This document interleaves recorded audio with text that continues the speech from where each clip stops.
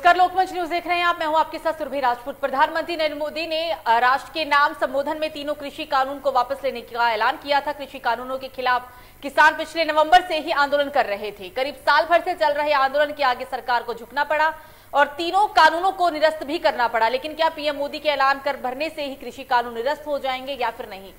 कानून निरस्त करने की एक संवैधानिक प्रक्रिया होती है। इन तीनों कृषि कानूनों को सुप्रीम कोर्ट में भी चुनौती दिया गया था। तीनों कृषि कानूनों को प्रधानमंत्री नरेंद्र मोदी ने वापस ले लिया है। दिल्ली की अलग अलग सीमा पर चल रहे किसान आंदोलन के 1 साल पूरे होने से पहले ये फैसला ले लिया गया। लेकिन अब किसान साफ तौर पर कह रहे हैं कि जब तक संवैधानिक तरीके से तीनों कानून संसद से वापस नहीं लिए जाते तब तक आंदोलन खत्म नहीं होगा। राकेश टिकैत भी साफ तौर पर कह चुकी है। तंज कसते हुए भी उन्होंने कहा है कि प्रधानमंत्री चाशनी से भी ज्यादा मीठा बोल रहे हैं, यानी कि कहीं ना कहीं अभी संशय बरकरार है। यूपी में चुनाव होने हैं। एक वजह लोगों को यह भी लग रहा है कि चुनाव की वजह से ही ऐसे ऐलान किए गए। इसी पर बातचीत करने के लिए, चर्चा करने के लिए हमारे साथ ग्राउंड जीरो से हमारे संवाददाता जुड़ गए हैं। मोहसिन जुड़ गए हैं आगरा से, अजीत गाजियाबाद से और साकेत बांदा से। सबसे पहले आपके पास आएंगे मोहसिन। 3 कृषि कानून को निरस्त करने की बात कही गई, संवैधानिक तरीके से इसको निरस्त किया जाएगा, लेकिन फिर भी जो किसान है वो आंदोलनरत है। तो क्या लगता है, कहीं ना कहीं किसानों के मन में भी संशय बरकरार है कि सिर्फ ऐलान है, शायद कानून वापस ना हो? फिर भी मैं आपको बता दूं कि किसानों ने इस बॉर्डर पर हमले के दौरान ये चीज साबित कर दी है। किसी ने क्या खूब कहा है, झुकती है दुनिया, झुकाने वाला होना चाहिए। केंद्र सरकार के द्वारा 3 कृषि कानून बिल वापस लेने की बात कही गई है, लेकिन जब तक संसद के अंदर ये पूरा फैसला नहीं हुआ था, नवंबर तक देश के प्रधानमंत्री पीएम मोदी ने ये ऐलान किया है, किसानों को क्षमा मांगते हुए कहा है कि नवंबर के लास्ट तक हमने के 3 कृषि कानून बिल वापस ले लेंगे। लेकिन किसानों को अभी एतबार नहीं है देश के प्रधानमंत्री पीएम मोदी पर, इसलिए किसानों ने अभी तक धरना समाप्त नहीं किया गया है। बता दूं फिर भी कि बात कर ली जाए, हमने जब किसानों से बात की, किसान नेताओं से बात की, तो किसान नेताओं का यही कहना है 2022 विधानसभा चुनाव नजदीक है, इसलिए केंद्र सरकार को किसानों के आगे जुड़ना पड़ा। केंद्र सरकार वोट के चलते किसानों का 3 कृषि कानून बिल वापस करने की बात कही गई है। लेकिन भाजपा सरकार का 2022 विधानसभा चुनाव चलना पत्ता साफ होते हुए नजर आ रहा है। बिल्कुल मोहसिन बने रहेगा, अजीत के पास चलेंगे। अजीत, दिल्ली बॉर्डर पे लगातार 1 साल का समय होने वाला है। 26 तारीख को 1 साल हो जाएंगे किसान को आंदोलन करते हुए। लगातार आप ग्राउंड जीरो से रिपोर्टिंग भी कर रहे हैं, या किसानों के बीच भी गए होंगे, आपने बातचीत भी की होगी, तो बात से क्या प्रतीत हुआ, क्या किसान चाहते हैं और क्या कहना है उनका?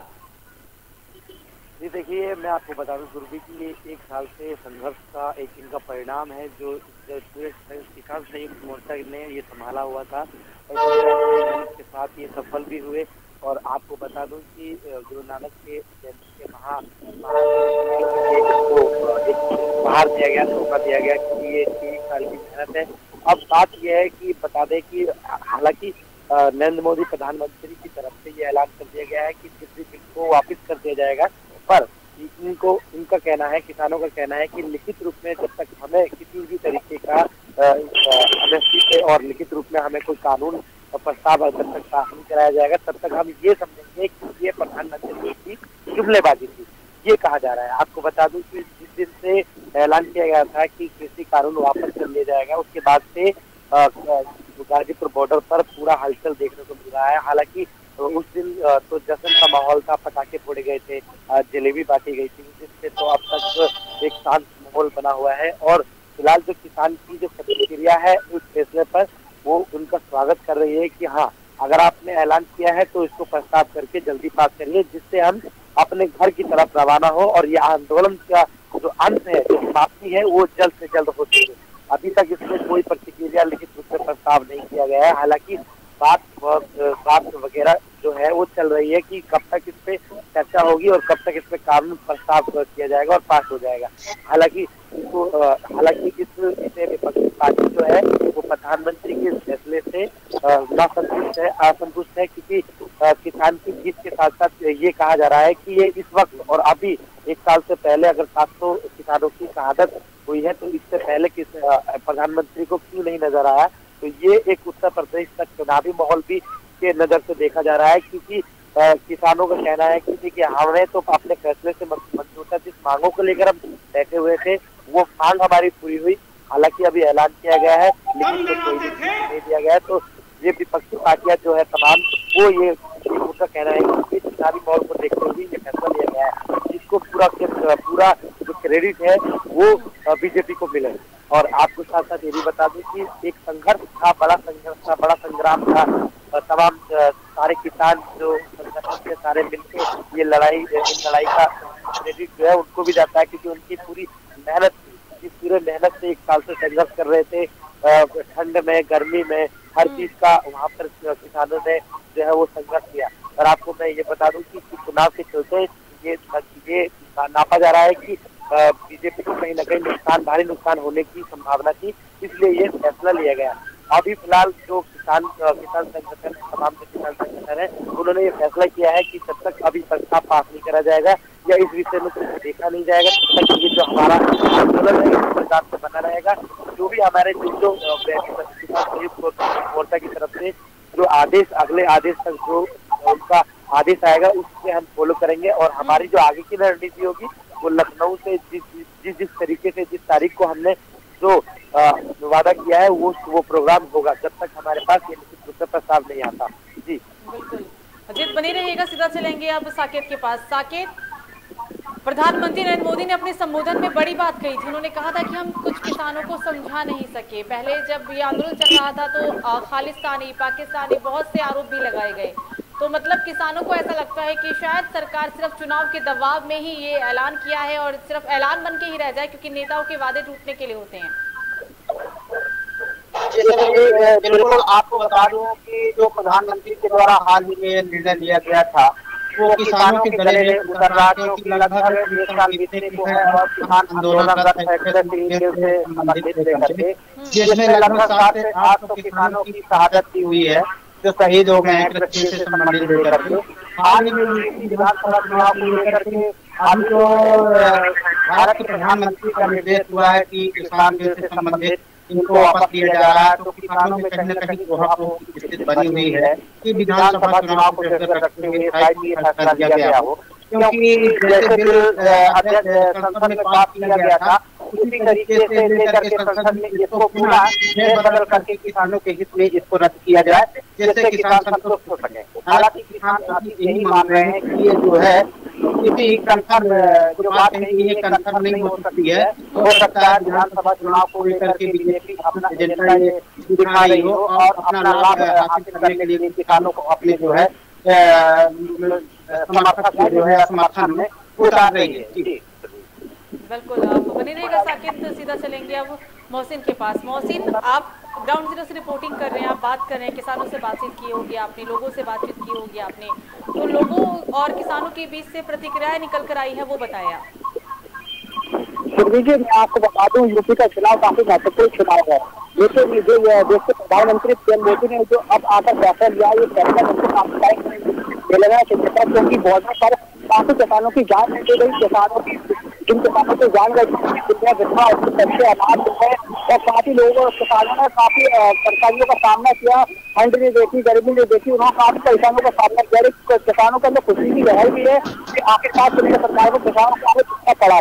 लेकिन जब किसानों की बात करी जाए तो किसानों को यही कहना है कि ये किया जा रहा है केंद्र सरकार के द्वारा, लेकिन किसान केंद्र सरकार, राज्य सरकार कितनी कोशिश कर ले, भाजपा सरकार कितनी भी कोशिश कर ले, लेकिन 2022 विधानसभा चुनाव के अंदर भाजपा का सत्ता साफ होते हुए नजर आ रहा है। क्योंकि हम समझ चुके हैं सुविधावादी सरकार है, व्यक्तिवादी सरकार है। इस सरकार के अंदर दावे और बात में बड़े बड़े किए जाते हैं, लेकिन सरकार बातों और दावों पर खरी नहीं उतरती है। संजू जी बिल्कुल, मोहसिन बने रहेगा, जीत के पास चलेंगे। अजीत, राजस्थान के राज्यपाल मिश्र साहब ने तो ये तक क्या डाला कि अगर जरूरत पड़ेगी तो आने वाले समय में कानून को दोबारा बना दिया जाएगा। इस बात के बाद से ही विवाद भी खड़ा हुआ। शायद यही वजह है कि 3 दिन हो चुके हैं ऐलान को, लेकिन अभी भी जो किसान है वो आंदोलन से पीछे हटने को तैयार नहीं है। राकेश टिकैत ने भी ये साफ कहा है। अजीत जी देखिए, हालांकि इस फैसले के बाद विपक्षी पार्टी तो इसका फायदा उठा ही रही है और उनको ये मौका भी मिला है कि इस वक्त चुनाव के माहौल में ये इस तरीके का ऐलान करना और इस तरीके की घोषित करना, तो ये गलत, कहीं ना कहीं गलत है और विपक्षी पार्टी इसका फायदा भी उठा रही है, तरह तरह के सवाल उठा रही है। हालांकि एक तरफ किसानों का कहना है कि हमारी मांगे जो है वो पूरी की गई है, तो अगर पूरी की गई है तो वो लिखित रूप में मिलना चाहिए हमें, और जितना जल्दी हो सके। हम कुछ नहीं चाहते हैं कि 1 साल से ज्यादा के समय हो चुका है, हम यहाँ पर बने हुए हैं, स्थिति काफी तनावपूर्ण रही थी हमारी और किस तरीके से पुलिस और किसानों के बीच में काफी हाथापाई भी काफी वो भी हुई, लाठी डंडे भी चले, काफी नुकसान भी हुआ। 26 तारीख का वो मामला भी था, वो भी उस दिन भी देखा गया था। किसानों का जो मुख्य दिन था वो भी उस दिन को उन्होंने बहुत शहादत हुई, उस दिन को काफी शहादत हुई। पुलिस और किसानों के बीच में भी लाठी डंडे खूब चले। उसकी सभी को देखते हुए सभी के संघर्ष से ये फैसला लिया गया है, वो ठीक लिया गया है। फिलहाल प्रस्ताव के इंतजार में है किसान। आपको बता दूं राकेश टिकैत जी का कहना है कि जितने किसान अब तक शहीद हुए हैं 700 किसानों को हमारी तरफ से मुआवजे का ऐलान किया जाना चाहिए सरकार की तरफ से। जिस तरीके से सरकार ने हमारी मांग को पूरा करने का ऐलान किया है, उसी तरीके से 700 किसानों की जो शहादत है वो बेकार नहीं जानी चाहिए। उनके हित में ये फैसला हुआ है, उनके वजह से ये निर्णय लिया गया है। आखिरकार हमें जो जीत मिली है वो इन शहादतों की वजह से मिली है। ये शहादत जो है वो बेकार नहीं जानी चाहिए। इन शहादत को हमें सही तरीके से शहीद का दर्जा देना चाहिए और जितना उनके परिवार में परिजनों का भी कहना है कि हमें मुआवजा मिलना चाहिए, क्योंकि ये लड़ते किसान की जो लड़ाई लड़ते हम लड़े हैं, ये शहीद का हमें इनके परिवार को, तमाम परिवार को जो कहना है उसके शहीद के लिए और कुछ न कुछ होना चाहिए जिससे उनके परिवार को संतुष्टि मिले। जी बिल्कुल जी, साकिब के पास चलेंगे। साकिब, 700 से भी ज्यादा किसान शहीद हुए हैं इस एक साल के दौरान। उन किसानों को इंसाफ कैसे मिलेगा, इसकी जिम्मेदारी कौन लेगा? इस बात को मानने के लिए कोई तैयार नहीं, इस बात पे बात करने के लिए कोई तैयार नहीं, क्योंकि सरकार के नुमाइंदे कहते हैं कि हमारी संवेदनाएं हैं। सिर्फ संवेदनाएं कहने से किसानों के परिवार को इंसाफ तो नहीं मिलेगा। जैसे किसानों की शहादत से संबंधित विषय का मामला है, यहाँ किसान संगठनों से कई संगठनों से वार्ता भी की गई, जिस पर उन्होंने बताया कि मुआवजे की बात तो भारत सरकार को लेकर किसानों की समस्या का समाधान कर सकते हैं। और जो शहीद हुए हैं किसान के लिए जो है कुछ धन करवाना चाहिए उत्तर प्रदेश सरकार को, भारत सरकार को। साथ में जिनके परिवार के जो लोग शहीद हुए हैं, जो किसान शहीद हुए हैं, उनके परिजनों को एक नौकरी मिलना चाहिए। उनके भविष्य के लिए, जीविकोपार्जन के लिए कुछ न कुछ साधन चाहिए, क्योंकि अभी प्रधानमंत्री के द्वारा जो ये निर्देश दिए गए हैं 3 बिल वापसी को लेकर के, इसमें कहीं न कहीं ऊहापोह विकसित किसानों के बीच में अभी भी बनी हुई है। किसान संगठन उसको मानने के लिए तैयार नहीं है, क्योंकि जैसे किसानों का निर्देश और कहना है कि भारत सरकार के द्वारा जो बिल संसद में पास किए गए थे, इनको उसी तरीके से फेरबदल करके रद्द किए जाए, जो किसानों के लिए हितकर होगा।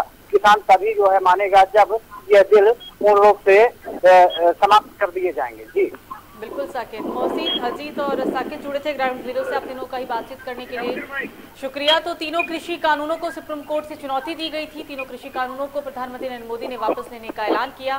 दिल्ली के अलग अलग सीमा पर चल रहे किसान आंदोलन के 1 साल पूरे होने से पहले ही ये फैसला ले लिया गया, लेकिन फैसले के बाद से भी लगातार राकेश टिकैत ऐसा कह रहे कि जब तक संवैधानिक तरीके से इस तीनों कृषि कानून को रद्द नहीं किया जाएगा, आंदोलन खत्म नहीं होगा, आंदोलन ऐसे ही जारी रहेगा।